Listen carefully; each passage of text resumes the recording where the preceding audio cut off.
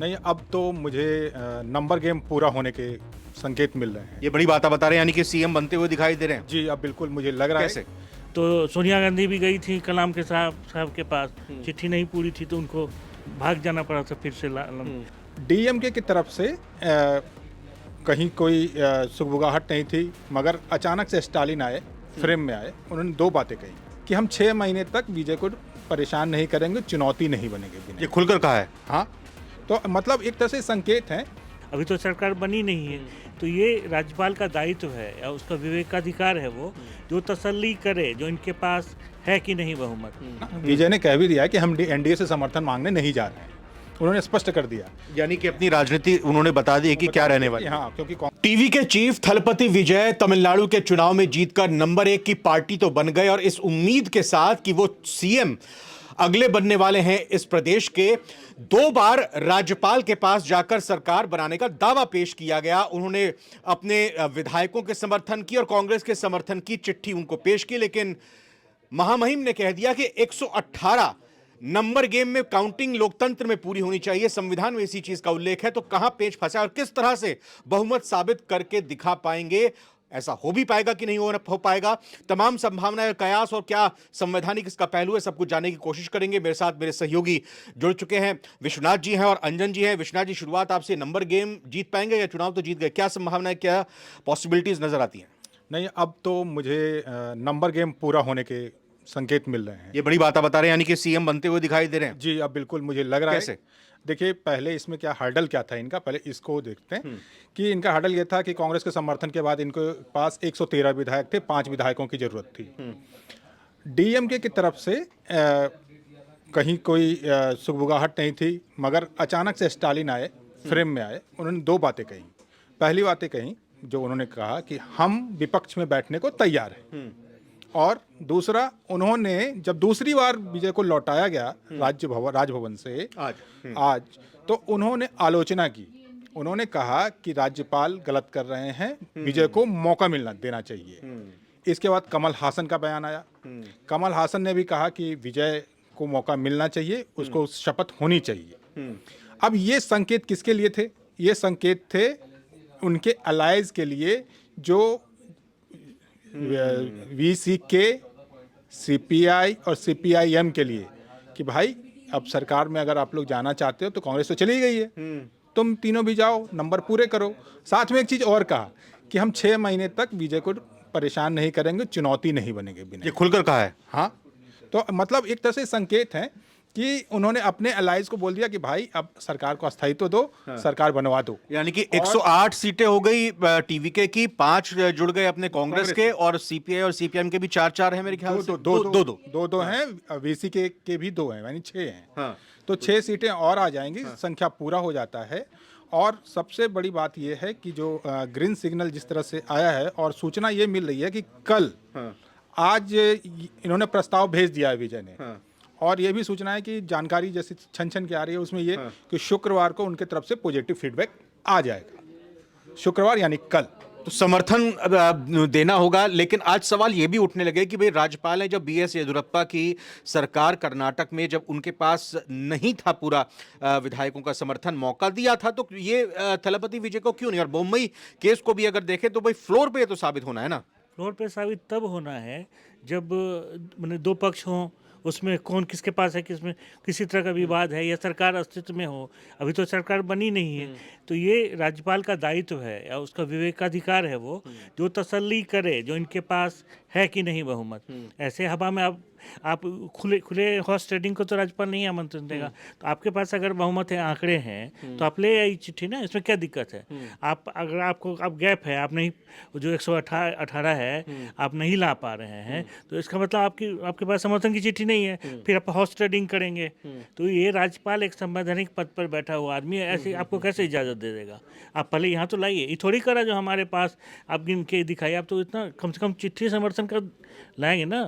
तो सोनिया गांधी भी गई थी कलाम के साहब के पास, चिट्ठी नहीं पूरी थी तो उनको भाग जाना पड़ा था फिर से तो ये राज्यपाल का दायित्व है, उनका संवैधानिक दायित्व है, उनका विवेकाधिकार है, जो वो मांगेंगे शुरू में, जो आप पहले हमको दिखाइए। अगर दिखा देंगे आपको तो फिर क्या दिक्कत तो है? विश्वनाथ जी जो कह रहे हैं कि अगर भाई वाम दलों की तरफ से और पीवीके की तरफ से अगर मिल जाता है समर्थन, तो कुल मिलाकर जो 6 विधायकों का समर्थन और मिल गया तो 113 प्लस 119, यानी कि बहुमत से आप ऊपर चले जाओगे, लेकिन आपको देना पड़ेगा ये चिट्ठी में उनका समर्थन। हाँ हाँ, आज जो अभी डेवलपमेंट हुआ है, अभी वीसी के सीपीआई सीपीएम इससे पहले हट रही थी, नहीं समर्थन दे रहे थे, क्योंकि डीएमके का हिस्सा थे। हाँ, लेकिन आज उन्होंने बैठक भी की है। एक मुस्लिम लीग भी है, इंडियन नेशनल मुस्लिम लीग, उसके भी 2 हैं, तो उनसे भी बातचीत हो रही है। अगर सबसे मिल गया, अब 119 तो इनका हो जाएगा आंकड़ा, जो उनके 2 हैं, सीपीआई सीपीएम और वीसीके के 2 हैं, तो 6 और मुस्लिम लीग के 1 है, 2 हैं उनके। अच्छा, उनके भी 2। तो अगर मुस्लिम लीग आएगी तो 121 हो जाएगा, नहीं आएगी तो 119। तो सेकुलर के नाम पर, बीजेपी को बाहर रखने के नाम पे ये सब ये सब आ सकते हैं, तो इनका मिनिमम 119 या 121 तक जा सकता है। विजय ने कह भी दिया है ना, विजय ने कह भी दिया है कि हम एनडीए से समर्थन मांगने नहीं जा रहे हैं, उन्होंने स्पष्ट कर दिया। यानी कि अपनी राजनीति उन्होंने बता दी है कि क्या रहने वाली है। हाँ, क्योंकि कांग्रेस उनके साथ थी, कांग्रेस ने शर्त रखी थी कि आप बीजेपी और बीजेपी के अलाई को कहीं आप इसमें एंटर नहीं करने देंगे, तो उन्होंने आज क्लियर कर दिया, ताकि जो बाकी जो हैं वो उनको आने में सहूलियत हो, कि ऐसा ना हो उनको, उनके जो आने वाले हैं उनको, उनके दिमाग में एक डाउट हो कि भाई हमसे मांग रहा है, हो सकता है पिछले खाने में है, ये एनडीए से बात कर रहा हो। तो उन्होंने क्लियर कर दिया विजय ने, और उन्होंने डाउट क्लियर कर दिया है अपने जो जिनसे वो समर्थन चाहते हैं उनके लिए। खबर ये भी आ रही थी कि भाई पीछे से एआईएडीएमके समर्थन दे सकती है। खबर ये भी आई कि एआईएडीएमके में 2 फाड़ हो सकती है, टूट हो सकती है, और इसी वजह से पुडुचेरी में ये जो है रिजॉर्ट पॉलिसी, रिजॉर्ट टूरिज्म भी शुरू हो गया इनका। एआईडीएमके डील कर रही थी, मतलब कर रही है, उनको चाहिए एक मुश्त वो माने मंत्रिमंडल में उनका, तो वो होना इतना आसान नहीं है, क्योंकि मैंने बीजेपी के साथ भी गठबंधन है उनका, तो वो इसको शुरू से इसको अपने विचारधारा के आधार पर उनको दूर रखना चाह रहे हैं विजय।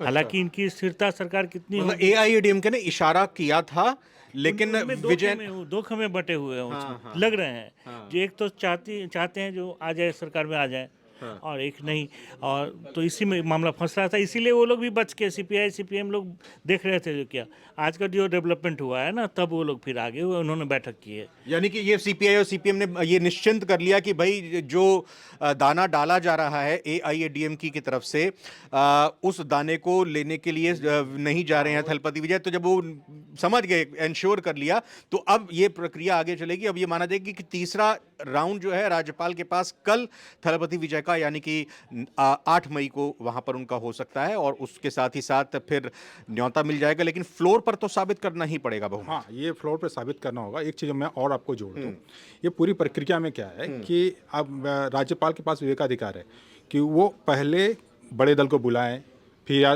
वो मना कर दे तो उससे छोटे दल को बुलाएं, वो मना कर दे तो उससे छोटे दल को बुलाएं, वो बारी बारी बुला सकते हैं। मगर यहाँ हुआ क्या है, विजय अपने आप पहले गए, राज्यपाल ने बुलाया नहीं है, वो खुद दावा करने गए कि मैं सरकार, मेरे पास बहुमत है। इसलिए बार बार अब राज्यपाल मांग भी रहे हैं कि भाई नंबर तुम खुद से आए हो तो बताओ नंबर कहाँ है, अब नंबर दो।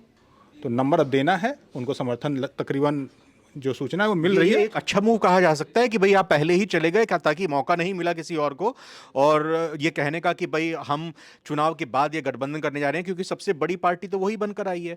या तो राज्यपाल के पास होता है अवसर ये कि जिसने चुनाव पूर्व गठबंधन किया हो उनको मौका दें, या दूसरे नंबर पर जो पहले नंबर की जो पार्टी है चुनाव जीतने के बाद उसको मौका दें।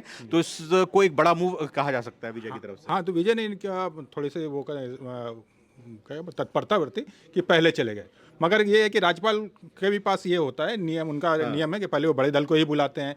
अगर वो मना कर देता है कि नहीं जी हम सरकार नहीं बना पाएंगे, तब वो उसके बाद वाले दल को बुलाते हैं। बिल्कुल, जल्दी से एक छोटा छोटा कमेंट मैं आप दोनों से ले लेता हूं। सवाल दोनों के लिए बराबर ही रहेगा कि भाई क्या एआईएडीएमके सिर्फ एक दल से समर्थन लेकर सरकार चलाना ज्यादा आसान होगा, या फिर एक एक दो पार्टी वाले दलों के साथ सरकार चलाकर आप स्थिर 5 साल की सरकार दे सकते हो? ये अनुभव इनके अनुभवी नहीं है ये मेरी राजनीति में, तो मुझे लगता है इनको दिक्कत होगी। छोटे छोटे हर चीज़ में, खासकर कांग्रेस जो है वो डील करेगी, और छोटे छोटे इनका एक दो पार्टी के समर्थन पर टिकी रहेगी सरकार।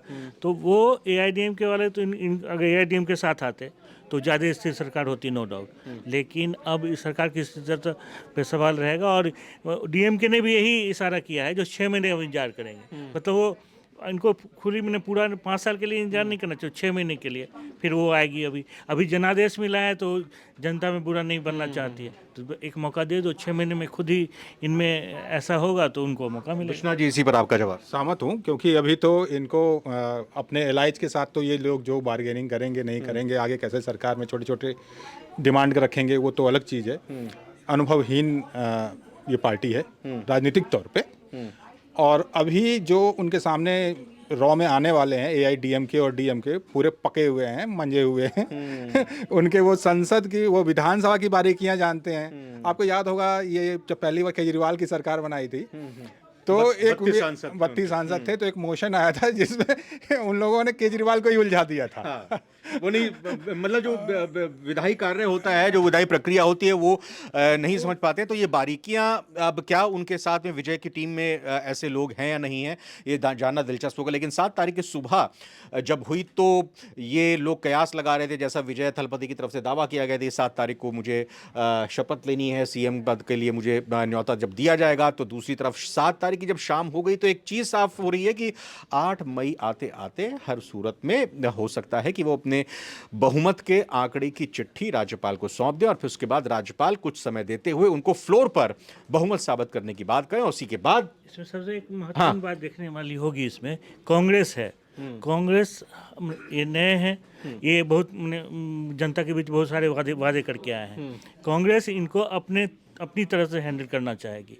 ये कब तक ये निभा पाते हैं, ये देखने वाली बात। देखिए, सरकार इसलिए भी बन सकती है ना, क्योंकि DMK कभी भी नहीं चाहेगी कि यहाँ राष्ट्रपति शासन जैसी स्थिति हो और इसका फायदा BJP और AIDMK को मिले। ये बहुत बड़ी बात यहाँ पे विश्वनाथ जी ने कही। और इसी के साथ फिलहाल इस वीडियो पर कमेंट करके जरूर बताइएगा कि क्या आपको लग रहा है कि आसानी से विजय अब चलकर आगे सरकार बना लेंगे अपने बाकी विधायकों की जो कमी है उसको पूरा करते हुए, और ये सरकार क्या 5 साल तक चल पाएगी? कमेंट करके अपनी राय दीजिएगा। बहुत बहुत धन्यवाद विश्वनाथ जी और रंजन जी आपका। धन्यवाद।